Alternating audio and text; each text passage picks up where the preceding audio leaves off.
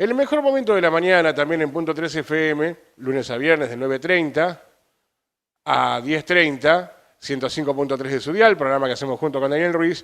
Recibimos también esta semana a el presidente del Colegio de Psicólogos del Distrito Quinto, que es Luján y 8 distritos más, hablando de varios temas que tienen que ver con la salud mental. Nos pareció muy interesante poder difundirlos aquí en Quehacer Político, esos temas, y a esa charla que tuvimos con Luis Ernesto Sola, la verdad que es muy interesante. Fíjese, si no, adelante. Pasamos por el Instituto Miñone, terminamos en el Colegio de Psicólogos. Bueno, volvemos un poquito más acá, una cuadra antes, porque el Colegio de Psicólogos, que antes estaba acá en 25 de mayo de 1980, nos hemos mudado desde el mes de octubre del año pasado a nuestra sede, que había sido comprada antes de la cuarentena, en Avenida España 1258, a media cuadra del Club Ferro, sobre la misma vereda, ahí a mitad de cuadra exactamente. Así que estamos ahí, en un lugar con un espacio más amplio. Nos hemos instalado, estamos retomando un montón de actividades, porque entre los 2 años que duró la cuarentena, más el año pasado, el del 23, que fue el de la mudanza, recién ahora estamos retomando un montón de actividades y entonces les tengo que decir también que hubo elecciones en diciembre. Yo participo en la comisión directiva y estaba como vicepresidente, pero desde el mes de marzo estoy como presidente del Colegio de Psicólogos. Así que bueno, armando un montón de cosas que tienen que ver con, por ejemplo, en los años que yo llevo matriculado acá, vieron que les comenté que hubo años que no viví en Luján, en los años que estoy matriculado acá en Luján, que yo recuerde es la mayor gestión en cantidad de comisiones de trabajo. Sí, tenemos comisiones de trabajo de las que tienen que ver con el funcionamiento mismo del colegio. Tenemos una de la de biblioteca, la de eventos, ¿sí? En relación a las diferentes escuelas de psicología, tenemos una de psicoanálisis, una de psicología integrativa, ¿sí? La comisión misma de especialidades para que los psicólogos puedan tramitar su especialidad, y también otras que apuntan a prácticas más específicas, como la comisión de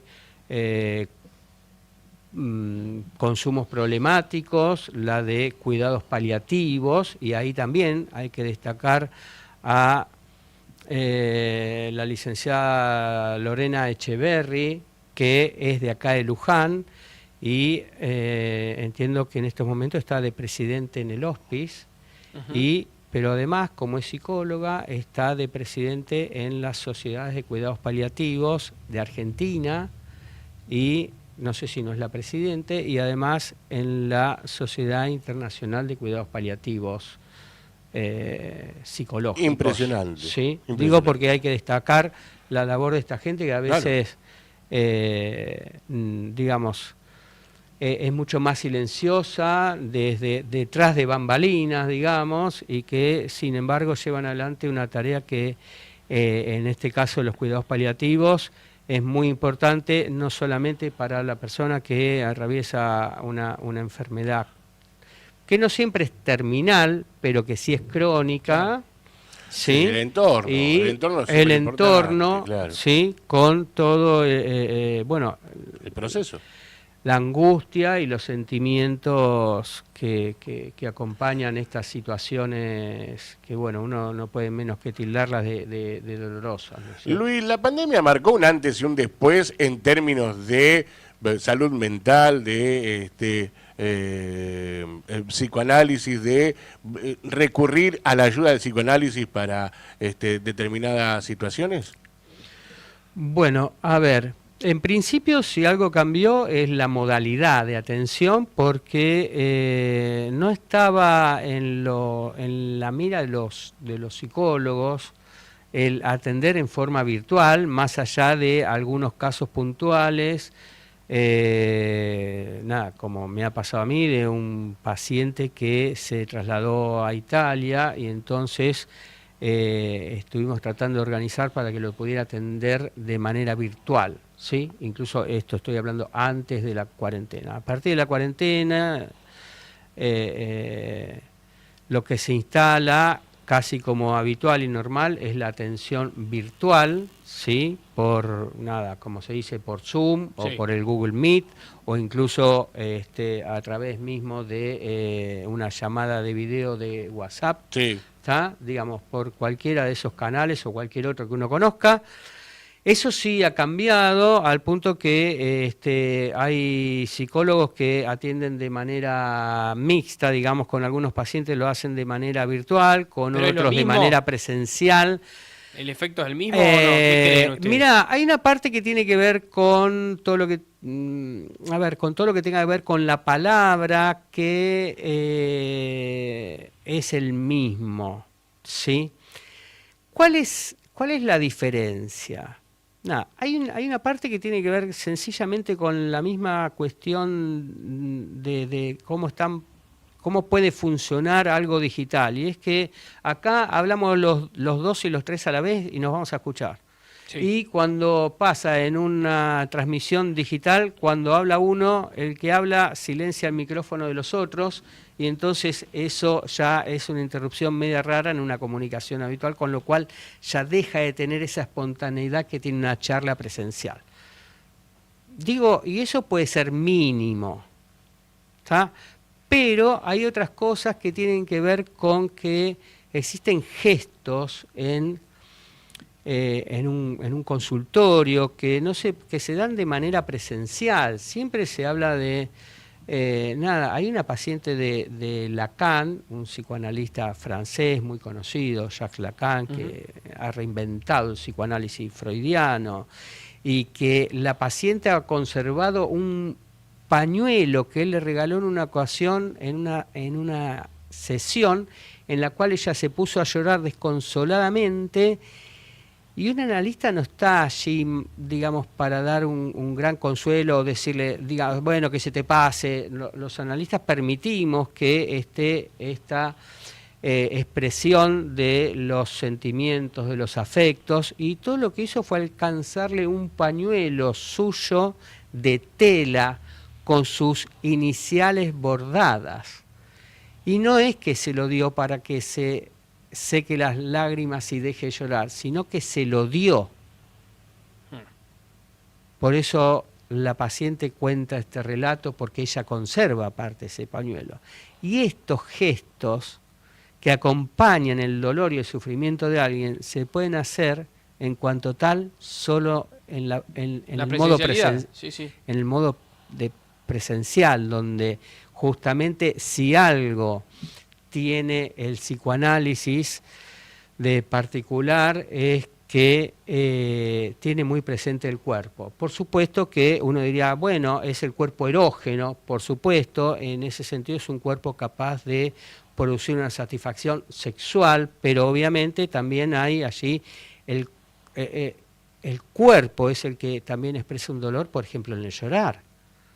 Y que eso sea virtual, empaña, empaña, que no es lo mismo. Empaña. Claro, el vidrio que está ahí, la pantalla me empaña y no deja y no permite ese acercamiento, o incluso aunque uno no haga ningún gesto, aunque más no sea saludar mantener el saludo al irse durante un instante más.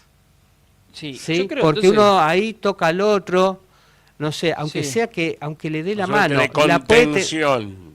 Exactamente. Y esa contención se da también a través de pequeños detalles que tienen que ver con el contacto corporal. Entonces, a mi juicio, de ninguna manera la virtualidad puede alcanzar a lo que es una práctica presencial en esto que es tan básico, ¿sí? Y que entra en juego en la constitución de nuestro propio cuerpo. Digo, ¿cómo se constituye nuestro cuerpo si no es cuando la madre sostiene en brazos a un bebé. Sí. Cuando lo acaricia, cuando lo cambia, cuando lo baña, y entonces ahí ese cuerpo se va constituyendo, y entonces digo, desde que se juega con qué linda manito, y entonces, ¿se entiende? Se va conformando el cuerpo en esos juegos. Entonces me imagino que son grandes desafíos para la psicología hoy en día, porque todo esto, ¿no?, que empieza a transformarse a partir de la pandemia, hay que sumarle las nuevas tecnologías, la llegada de la inteligencia artificial, que es un tema al que le están poniendo el ojo. Exactamente. Bueno, en realidad el tema es así. Yo estaba viendo y nos enteramos, como presidente del Colegio de Psicólogos, participo en reuniones mensuales en La Plata, donde nos reunimos todos los presidentes de los 15 distritos de la provincia, ¿sí? Luján es uno y abarca, en verdad, junto con Luján, otras 8 localidades más, ¿sí? Y el tema es que cuando nos encontramos hemos hablado de esto porque lógicamente estaba la presidente del distrito de Trenquelauquen, que es el número 2. Y entonces nos contó un poco cómo fue el tema de que allá estalló esto, porque la municipalidad hizo un convenio con una prestadora, por llamarlo así, con una aplicación de atención psicológica mediante la inteligencia artificial. El tema estalló así. Trágico. Una tragedia. ¿Por qué, Mary? Porque sí. A ver, vamos a escuchar la palabra del que sabe. Sí. Es una opinión. Es una opinión, claro. Mentira. Bueno, ahora sí puedo. Hoy vamos a hablar de lo que no sabemos, claro. ahora sí puedo hablar de algo que conozco. Me llama la atención que un municipio contrate una aplicación con inteligencia artificial. Qué sé yo. Claro. Sí, era un contrato temporal por unos... Una prueba, yo creo que era, claro. Era por unos... Atención, municipio de 3 meses, claro. Porque durante esos 3 meses brindaban servicio, creo que gratuito, de hasta una cierta cantidad de consultas por mes, y luego había que, digamos, cada usuario tenía que pagar a la aplicación. Lo que pasa que, claro, se hablaron de 3.500 pesos por mes, cuando una sesión de psicología, nosotros tenemos un mínimo ético en la provincia que está rondando los 8.500 pesos, ¿sí? Puede ser 8.100, ¿sí? O un poco más. Y claro, digamos, eso es por sesión, con lo cual si uno lo multiplica en un encuentro semanal, ¿sí? Es 10 veces más de lo que se paga por una atención de estas virtuales. Entonces, pero el Luis, tema era poder convocar gente. Ahora, no sirve. Mirá, particularmente los psicólogos estamos convencidos de que es así, no tenemos la mínima duda, no importa si practicamos el psicoanálisis, la teoría cognitiva, la psicología integrativa o la logoterapia de Frankl. No nos importa, en eso estamos de acuerdo, ¿sí? Porque sabemos lo que importa, y justamente yo les hablaba de esos gestos que se prestan, que aparecen en la atención con los pacientes, que de ninguna manera los puede tener ninguna inteligencia virtual. Claro. Sí, eso es como tan obvio que en ese sentido estamos nosotros los psicólogos lo sabemos, estamos tranquilos con ese tema. ¿Qué es lo que nos preocupa? A ver. Lo que nos preocupa, que es muy serio, es la salud mental de la gente. ¿Por qué? Porque alguien puede acudir por curiosidad, nada, se va a divertir un ratito, se va a entretener, va por ahí, escuchó algo que le pueda servir o no, pero eso también pasa cuando uno se encuentra con un amigo, ¿sí? O cuando haces una lectura, o cuando viste una película, ¡ay, me sirvió para darme cuenta que tal cosa y tal otra! ¿Sí? Ahora, el tema es que uno encuentre algo que le resulte de utilidad y llamativo, no necesariamente solamente un tratamiento. Sí. Digo, en ese sentido hay algo muy distinto a, por ejemplo, uno puede tener un dolor corporal, no sé, articular, y entonces toma un calmante, ¿no es cierto? Y cuando toma un calmante, por supuesto, se va a sentir aliviado. Sí. Pero eso no es el tratamiento que cura la afección. De hecho, hay una publicidad que dice, si la inflamación no se va, sí, el dolor vuelve. Pero claro, eso entonces, sí, es una realidad. Entonces, no es solamente algo que a uno lo calme o lo apacigüe o le sirva para solucionar un tema como un calmante, sino que tiene que haber algo que solucione y atienda, en este caso, como dice la publicidad, muy claramente a la enfermedad. Es decir, no se tiene que ir solamente el dolor, sino la inflamación. Obvio. Entonces, obvio. esto es central. Entonces, los psicólogos ofrecemos tratamientos para la curación de los pacientes y no solamente para un parche que alivie. Claro. Y en ese sentido, lo que nos preocupa es que es un parche esto, no es una solución definitiva. No, es como ver una película. Es algo para pasar el momento. Pero es como ver una película. Podés ver una película que te conmueva y te llegue tal vez mucho más que incluso la charla con un amigo. Pero de vuelta, eso no es un tratamiento que tenga que ver con una curación. Claro, aparte tiene que haber una estrategia. Obviamente. Tiene que haber una dirección de la cura, ¿sí? Y en ese punto tiene que ver, bueno, desde el psicoanálisis claramente con la expresión de un deseo, que además no necesariamente implica que los deseos sean adecuados a la realidad. A veces los deseos son, digamos, como que se desencajan. Claro. No sé. A mí me preguntan, ¿y cómo estás en tantos lados? Y porque lo sostengo con un deseo, no hay otra manera. Claro. ¿No es? ¿Sí? Entonces, perdóname que te interrumpa. Estaba pensando, estaba reflexionando un par de cosas. Adelante. Entonces, el tema es que nos preocupa en especial, no en aquel que entre a curiosear, sino cuando alguien está muy afectado. Es decir, cualquiera ha escuchado hablar de lo que es una depresión profunda, ¿sí? Sabemos que existen los intentos de suicidio, ¿sí? Sabemos que hay personas que caen en lo que se llaman esos consumos problemáticos, que no solamente es la droga, sino que es la ludopatía, el juego compulsivo, ¿sí? Claro. Las compras compulsivas, también, ¿sí? Y entonces, en este punto hay gente que puede creer que ahí va a encontrar algo que tenga que ver con una curación, con un tratamiento, y creo que ahí es donde nosotros tenemos que alertar a la población y a toda la comunidad de que no van a encontrar allí un tratamiento y una curación, que para eso hay profesionales, especialistas en atender estos padecimientos psicológicos. Bien. Hay que dejarlo bien claro a eso. Sí, eso es importante, porque sin duda nada va a poder reemplazar o superar eso, ¿no? El contacto humano y demás. Pero el punto es que entre medio queda un montón de gente, por ejemplo, muchos monotributistas que tienen la posibilidad de tener un ingreso y poder pagar, pero no pueden pagar lo que es el monto que se paga en una atención, llamémosla así, privada, directamente con el profesional. Entonces el colegio brinda este servicio de atención comunitaria que es para que tiene valores intermedios, más acomodados o como se dice, institucionales, y que hoy ronda los, si no me equivoco, 5.000 pesos. Sí, 5.000 pesos. Factiblemente a partir del segundo semestre haya alguna modificación, una actualización, sí, lógicamente por la inflación que hay.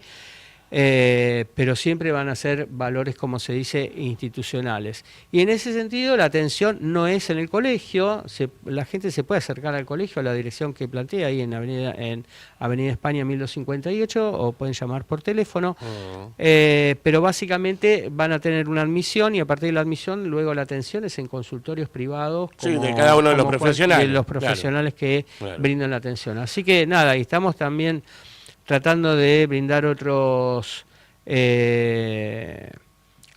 digamos, otras prestaciones. Una que tenemos como proyecto para ofrecer es algo que sucede con la gente que se anota en las carreras docentes, porque le piden un examen psicofísico para incorporarse ni siquiera al trabajo en sí mismo, sino a la carrera.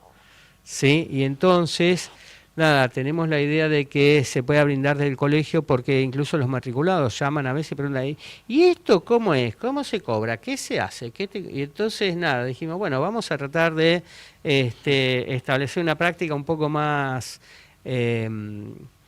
por decirlo así, estandarizada, donde obviamente esté suficientemente fundamentada para que esto funcione adecuadamente, no solamente profesionalmente, sino en especial pensando en los jóvenes fundamentalmente, no importa la edad, en verdad, que se anoten en una carrera. Así que, bueno, nada. Bien. Qué bueno. Bien. Tiene página Así web, tiene redes sociales, tenemos, el colegio. ¿Cómo lo el encontramos? colegio lo podés encontrar en la página web de Colegio de Psicólogos Distrito 6 en números romanos, es decir, Distrito B. La B y el palito. Claro. Exactamente, la B corta y el palito, y la I. La I sería la I. Sí, claro. así que Distrito B.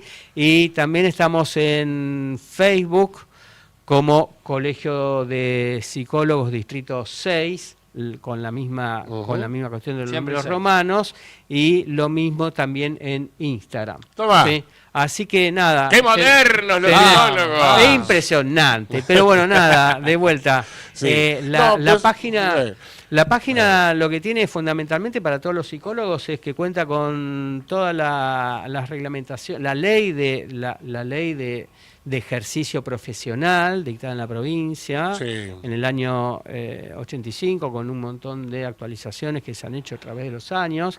Esa la podemos visitar los colegios y los psicólogos, y también todas las reglamentaciones que regulan nuestra práctica. Así que eso es importante para nosotros. Y nada, para los que no son, van a encontrar ahí cómo comunicarse, digamos, con el colegio. Bien. A través también obviamente de los correos electrónicos, que tenemos varios, de acuerdo a la consulta. Comisiones de trabajo. A las comisiones, claro, exactamente. Qué grande, se me ocurre, mirá, estoy pensando en voz alta, en algún espacio institucional del colegio, acá en la radio, en nuestra cuestión audiovisual, para ir hablando de todos estos temas, porque me parecen sumamente importantes cuando ha tomado mucho auge. Yo te diría en los últimos 5 o 10 años el tema de la salud mental. Sí, hace falta en las escuelas también que se hable mucho, porque se ha aprendido mucho. Sí. Yo he aprendido mucho sobre salud mental, de cosas que hay que decir o que no hay que decir, de cómo hablar sobre salud mental, bueno. ¿Viste? Porque vos terminás diciendo, esto es una guasada lo que voy a decir, bueno, allá va el loco, ¿no? Y no es así, ¿no? Sí, exactamente. En ese sentido, nosotros en Luján tenemos una situación privilegiada. Sí, de algo me olvidé, es que también estoy en la Junta Municipal de Estudios Históricos. Para completar, algo faltaba. ¿Sí? Algo nos habíamos olvidado. Y encima escribió varios libros, encontró tiempo para además. Sí. Así es. Perdón. Pero la palabra clave ahí es salud mental, porque hace tiempo que vengo, en realidad el libro El Diario de Luján, el de efemérides, es el resultado de todo lo que yo he leído sobre Luján, buscando información y todos los relatos y las narraciones que pudieran existir sobre algo que tuviera que ver con las prácticas psicológicas acá en Luján. ¿Sí? Acá en Luján no tenemos un fundador de una escuela psicológica, digo, como en Viena estaba Freud, Adler y Viktor Frankl, ¿sí? O en Norteamérica otros fundadores de escuelas, ¿se entiende? Pero sí es cierto que tenemos un ámbito claramente muy específico de prácticas vinculadas a la salud mental. Desde, digamos, en 30 años se creó Opendorf, Torres, la Colonia de Menores de Olivera, el Instituto Alvear y el Ramallón López Valdivieso. Se crearon entre 1899 y 1930 exactamente, y entonces había digamos, en algún momento había más camas por habitante en Luján, entendemos que en ningún lugar en todo el país. Impresionante. Y sí, ¿no? Porque era un claro. pueblito chiquito, por decirlo así, ¿sí? Y resulta que había una cantidad de camas para pacientes o para personas que necesitan una asistencia psicológica, posiblemente también una asistencia social, ¿se entiende? Pero nada, yo puedo hablar de la que me corresponde, ¿sí? Y que entonces tenía que ver como cuando yo empiezo a comentar estas cosas de la Junta Municipal, se pensó, bueno, listo, Luján, capital de la salud mental, ¿sí? Bueno, como hoy no estamos en esta situación que sí ha existido en algún momento, y como a través de las lecturas que he hecho, no solamente tuvimos esas 5 instituciones, sino que, por ejemplo, en la Biblioteca Meguino, ¿vieron? Eso me pasó por vincularme, yo me encontré con algo que no sabía, que era el libro de eventos, donde estaban todas las conferencias que se dictaron. Y vinieron por lo menos a lo largo de 50 años 10 psicólogos a dar charlas. Entonces vos tenías que periódicamente venían a dar charlas de Luján. El primero que estuvo fue uno que era psicólogo y pedagogo, que era Víctor Mercante, en el año 1913. ¿Sí? Cuando la psicología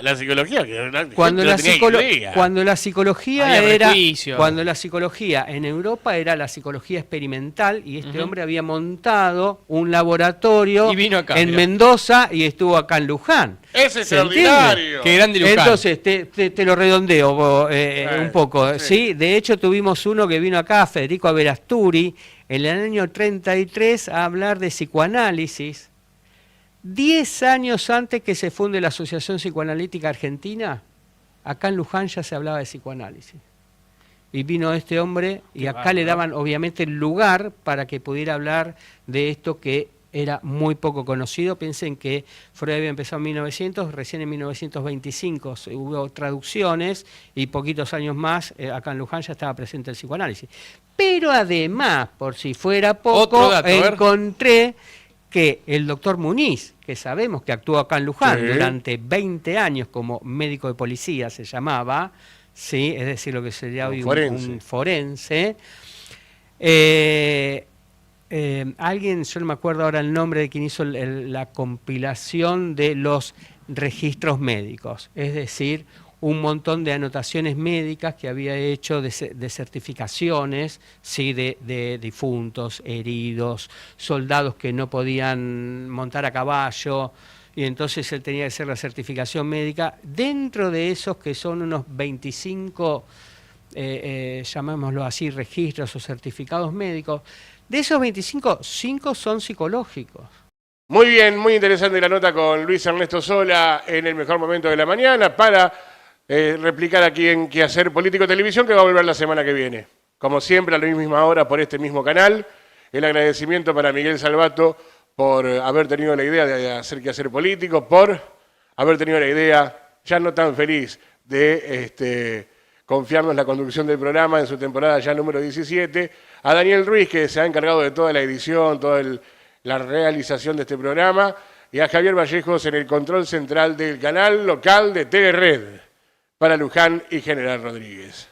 Amigas y amigos, 2 cosas nos quedan por decirles chau y gracias. Qué Hacer Político Televisión es un programa de Grupo Más Medios, integrado por los medios Diario Tribuna del Pueblo, página web www.tribunadelpueblo.com.ar, Punto 3 FM 105.3, programa televisivo Qué Hacer Político y consultora con encuestas de opinión Más y Asociados. Grupo Más Medios, un equipo ganador trabajando para usted. Escríbanos a info@tribunadelpueblo.com.ar.